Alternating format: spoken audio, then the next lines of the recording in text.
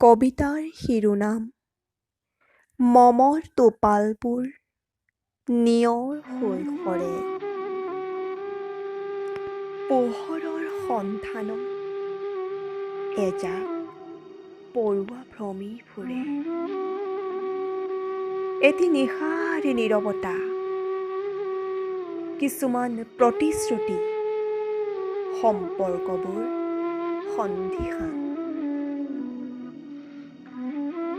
শব্দবোৰ লুকাই থাকে কবিৰ হৃদয়ৰে কোণত।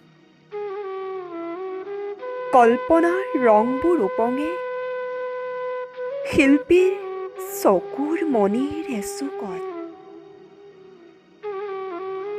এটি একাকী কোঠালিত এগৰাকী শিৰোদা, যাৰ আঙুলিৰ ফাঁকত শব্দৰ অনেক ৰসখৰা। কোনোবাটো কাহিনীৰ টুকুৰা, চিগাৰেটৰ পকেটত গান নোহোৱা কেইটামান ভাষাৰ সঁফুৰা।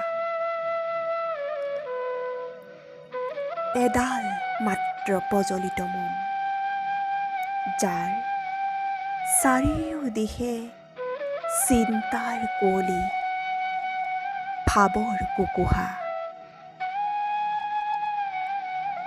প্ৰেমবোৰ অপ্ৰেম হয়, মানুহবোৰ ছবি হয়। গীতিকাৰৰ ঔৰসত এটি গান উপজে। কোঠালিত জ্বলা মমৰ টোপালবোৰ নিয়ৰ হৈ সৰে।